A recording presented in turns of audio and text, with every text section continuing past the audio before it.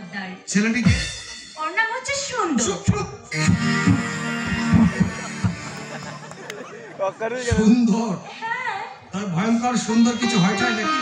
না না, মানে একই গায়ে আমাদের বাড়িতেও তাই আর। বাড়িতে কারো শাসনের ধার ধারেন না বুঝি? এ কথা বলছেন কেন? না, মানে একটা যুবতী মেয়ে হয়ে এই ভর সন্ধ্যাবেলা একটা যুবক ছেলের হাত ধরে এই ফাঁকা মাঠে হাওয়া খেতে বেরিয়েছেন কিনা তাই বললাম। আপনি যা ভাবছেন তা কিন্তু নয়। বুঝতে পারছি, যান বাড়ি চলে যান। শুনুন, আমি আমার কৈফিয়ত দিচ্ছি। আমি আমার বাবার সঙ্গে আমি এখানে এসেছিলাম।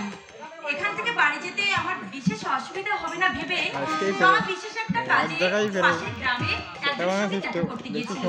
এমন সময় ওই সুন্দরটা এসে পড়ে। ওই বদমাশটা যে এত বড় দুঃসাহসী হয়ে উঠবে আমি সত্যিই বুঝতে পারিনি। এটাই আসল এবং সত্যি ঘটনা। নমস্কার।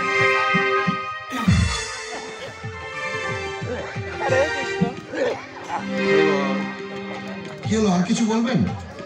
না মানে বলছিলাম আপনারা আমার সম্ভ্রম বাঁচিয়েছেন, সেই মানবতা বোধে আপনাদের পরিচয় জানা আমার উচিত। না মানে দেবার মতো এমন কোনো পরিচয় আমাদের নেই। আমার নাম অনির্বাণ, কলকাতায় বাড়ি। আমার নাম নিপুণ, আমরা দুই বন্ধু। আপনারা কোথায় যাবেন? শিবানীপুর। কাদের বাড়িতে? নির্দিষ্ট কোনো বাড়িতে নয়, তবে শিবানীপুরেই আমরা যাব। আপনাদের উপকারের বিনিময়ে আমি কিন্তু আপনাদের একটা উপকার করতে পারি। কেমন? না মানে বলছিলাম শিবানীপুরে থাকার যদি কোনো অসুবিধা হয় আপনারা আমাদের বাড়িতে যেতে পারেন। থাকা খাওয়ার কোনো অসুবিধা হবে না। আমার বাবার নাম অভিমান। আবার ফিরে আসছো, যাবে না।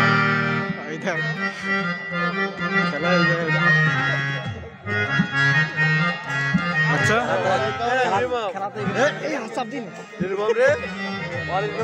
ঠিকঠাক লাগে পুরো পাহাড়ে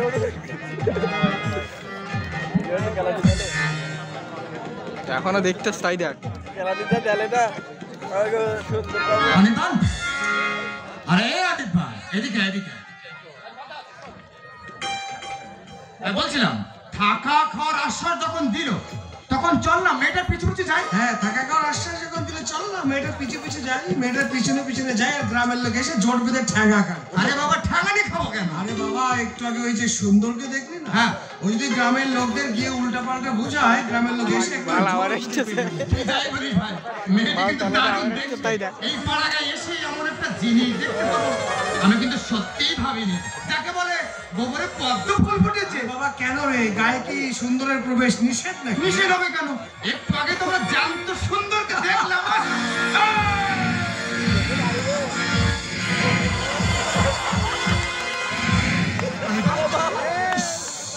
তাই তো ছেলেটি আমাকে দুঃসাহসী উঠবে আমি কিছুতেই ভাবতে পারিনি। কাকে ডাকি? ভদ্রলোক আছে।